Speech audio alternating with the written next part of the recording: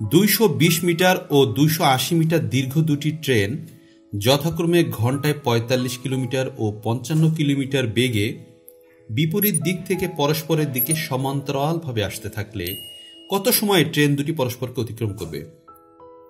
অর্থাৎ একটা ট্রেন যদি এই দিকে আসে আর একটা ট্রেন এই দিকে আসছে, অর্থাৎ পরস্পরের বিপরীতমুখী হয়ে।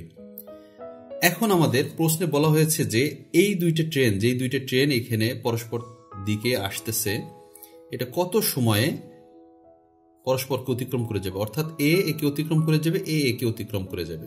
তাহলে যেহেতু আমরা দেখতে পাচ্ছি যে একটা হচ্ছে 220 মিটার দীর্ঘ, একটা হচ্ছে 280 মিটার দীর্ঘ, তাহলে ট্রেন দুটিকে অতিক্রম করতে হলে তাদেরকে অবশ্যই তাদের পরস্পরের যে দৈর্ঘ্যটা আছে সেটিকে আগে অতিক্রম করতে হবে। তাহলে তাদের অতিক্রম করতে হবে, আমরা লিখতে পারি ট্রেন দুটিকে 220 যোগ 280 বা 500 মিটার অতিক্রম করতে হবে।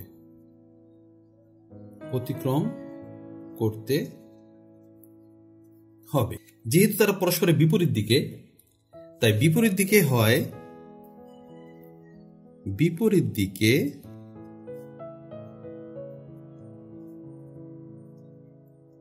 হয়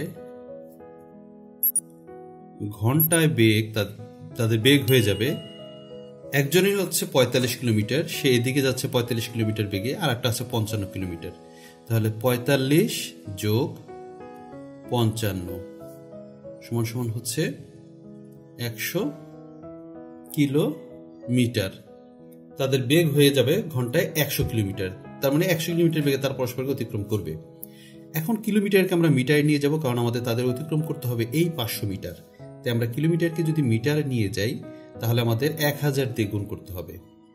তাহলে এত মিটার, তাহলে 100কে যদি 1000 দিয়ে গুণ দিই তাহলে আমাদের হয়ে যায় 1000, 10,000, 1 লক্ষ মিটার।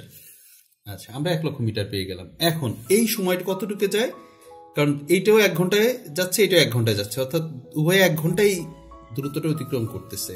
তাই আমরা লিখতে পারি যে 1 লক্ষ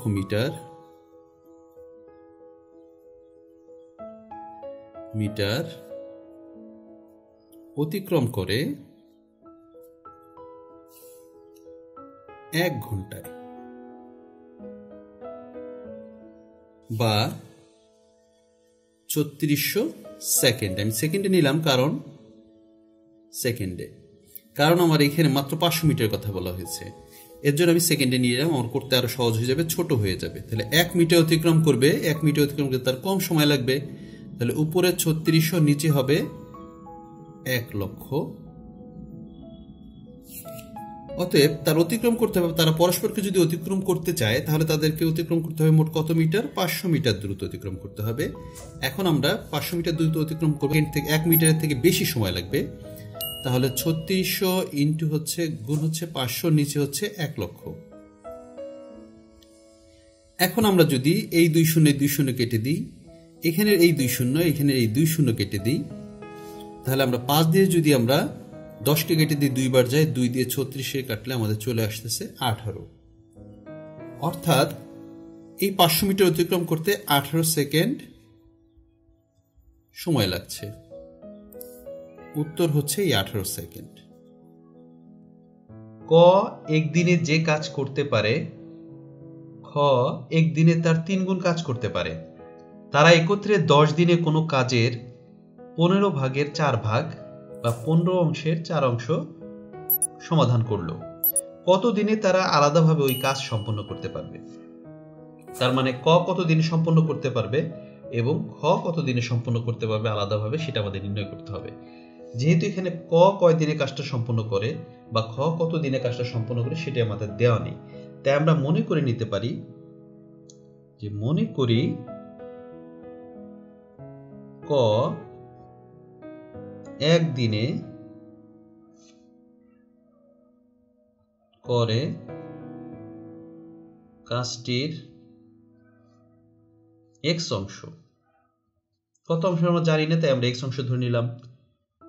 খ একদিনে করে কাজটির, যেহেতু আমাদের বলা হয়েছে এখানে যে খ কাজটি 3 গুণ, ক এর অপেক্ষা 3 গুণ কাজ বেশি করতে পারে, তাহলে 3 গুণ হলে এখানে 3x এত অংশ কাজ করতে পারে সে একদিনে।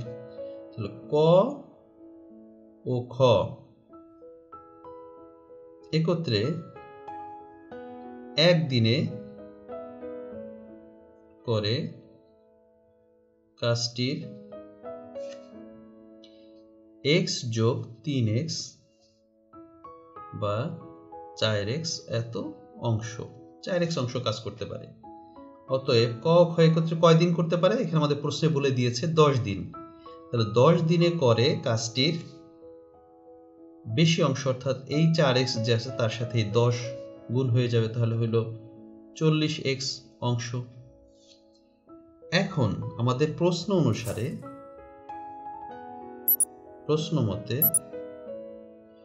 এই যে 10 দিনে যত অংশ কাজ করে, কত 40x অংশ যে কাজ করছে সেটা হচ্ছে এখানের যে দেওয়া আছে 15 ভাগের 4 ভাগ, এটার সমান। কারণ এটাও তারা 10 দিনে করে, এটাও তারা 10 দিনে করে, তো সেক্ষেত্রে এটা 40x, এটা হচ্ছে 15 ভাগের 4 ভাগ। এখন আমাদের 40 উপরে আছে, ওই পাশে গেলে নিচে চলে যাবে, তাহলে x = 4/40 গুণন 15। 4 দিয়ে 40কে কেটে দিলে 10 বার যায়, উপরে হয় 1, অতএব x এর মান আমরা পেয়ে গেলাম 1/150। তাহলে এখান থেকে আমরা ক একদিনে করে কাজটির কত অংশ, যেহেতু x অংশ এখানে দেওয়া আছে, আমরা x এর অংশ পেয়েছি 150 ভাগের 1 ভাগ, তাহলে ক একদিনে করে 150 ভাগের 1 ভাগ। আর খ একদিনে করতে পারে কাজটির 3 গুণ, অর্থাৎ 3 গুণ x এর পরিবর্তে 1/150 এটা বসিয়ে দিলাম, 3 দিয়ে 150 কেটে দিলে হয় 50, তাহলে হলো বা 50 ভাগের 1 ভাগ এত অংশ করতে পারে। এখন আমরা এই অংশগুলি থেকে আমরা ক কত দিনে করতে পারে কাজটি আর খ কত দিনে করতে পারে সহজে নির্ণয় করতে পারে। যেমন যেহেতু আমাদের সময় চেয়েছে, তাই যেটা চাই সেটা সর্বদা ডান পাশে যায়, সেক্ষেত্রে আমরা এইভাবে লিখতে পারি ক 150 ভাগের 1 ভাগ এত অংশ করে একদিনে। তাহলে অতএব ক 1 অংশ করবে, তার সময় বেশি লাগবে, তাই 1 গুণে এই 150টা উপরে চলে যাবে এবং 1 নিচে চলে যাবে, তাহলে হলো 150 দিনে। তার মানে ক সম্পূর্ণ কাজটি করতে পারবে এককভাবে 150 দিনে। আবার খ এই একইভাবে 50 ভাগের 1 ভাগ এত অংশ করে একদিনে।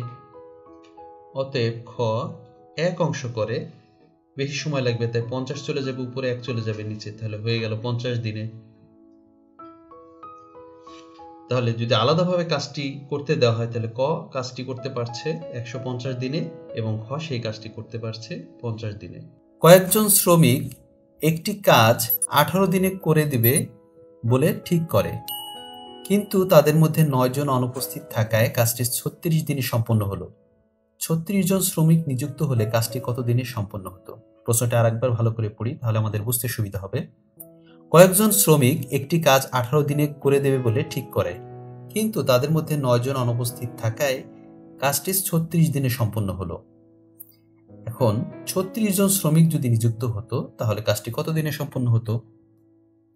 প্রথমে আমরা কতজন লোক ছিল আমরা জানি না, তাই আমরা মনে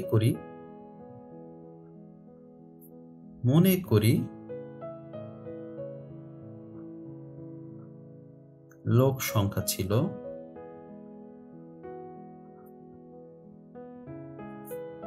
x জন।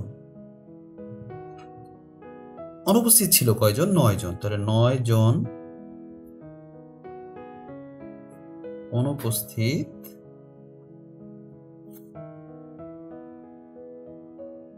থাকায়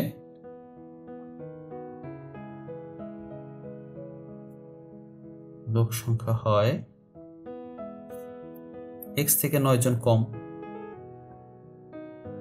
এত জন।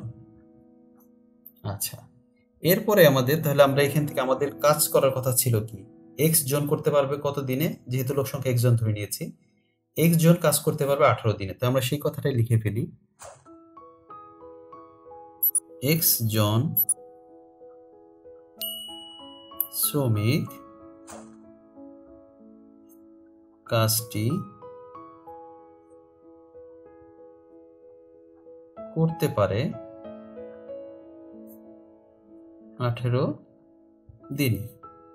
অতএব একজন শ্রমিক যদি এই কাজটি করতে চায় তাহলে তার সময় বেশি লাগবে, বেশি লাগলে তখন কি হয়ে যাবে, এক্স এবং 18 গুণ হয়ে যাবে, তাহলে 18 গুণন এক্স এত দিনে। এখন আমার শ্রমিক 9 জন কমে গেল, তো আমার লোক সংখ্যা হয় এক্স বিয়োগ 9 জন। তো এই জন এক্স বিয়োগ 9 জন শ্রমিক কাজ করতে পারে, যেহেতু তখন লোক সংখ্যা 1-এর থেকে বেশি হয়ে গেল, তখন আমাদের কাজের সময়টা কম লাগবে। তাহলে 18 গুণ এক্স নিচে হচ্ছে এক্স বিয়োগ 9 এত দিনে। এখন প্রশ্ন অনুসারে আমরা কি পাই, প্রশ্নতে আমরা দেখতে পাচ্ছি কাজটি তারা শেষ করেছিল 36 দিনে। তাহলে এই যে শ্রমিকটা শেষ করতে পারে, কাজটি শেষ করতে পারে কত দিনে, 18x নিচে হচ্ছে এক্স বিয়োগ 9 এত দিনে। এই যে দিন সংখ্যাটা আর এখানে যে সম্পন্ন করছে এই দুইটা সমান, তার মানে এখানে দেওয়া আছে 36, এই দুইটা দিন, এটাও একটা দিন সংখ্যা, এটাও দিন সংখ্যা, দুইটা সমান। এখন যদি আমরা কোনাকুনি গুণ করি, 36 দিয়ে যদি এই নিচের অংশটা গুণ করি, 36 সাথে এক্স গুণ হয়ে 36x বিয়োগ 36 দিয়ে যদি আমরা 9কে গুণ করি তাহলে হয়ে যায় 324, আর এই নিচে এক আছে, একের সাথে 18x গুণ করলে 18x হয়ে যায়। এখন 36x এই 18x এর পাশে নিয়ে আসলে বিয়োগ 18x হয়ে যায়, আর মাইনাস 324 ছিল পাশে গেলে প্লাস 324 হয়ে যায়। তো 36x থেকে যদি 18x চলে যায় তাহলে থাকে 18x সমান সমান 324। তাহলে আমরা x সমান সমান কত পাই, 324, 18 চলে যায় ভাগ আকারে, 18 দিয়ে যদি আমরা 324কে ভাগ করি তাহলে 18 যায় 18 বার, তাহলে আমরা x এর মান পেয়ে গেলাম, x সমান সমান হচ্ছে 18। তাহলে বুঝতে পারলাম আমরা মোট শ্রমিক লোক সংখ্যা, এই যে কাজটা 18 দিনে করে দিবে বলে চুক্তি করেছিল, ওইখানে লোক সংখ্যা ছিল মোট হচ্ছে 18 জন, কিন্তু কাজটি শেষ পর্যন্ত শেষ করে কত দিনে, 36 দিনে। লোক সংখ্যা কয়জন ছিল, লোক সংখ্যা ছিল x - 9, x মানে হচ্ছে 18। তাহলে আমরা এইভাবে লিখতে পারি 18 বিয়োগ 9 বা 9 জন শ্রমিক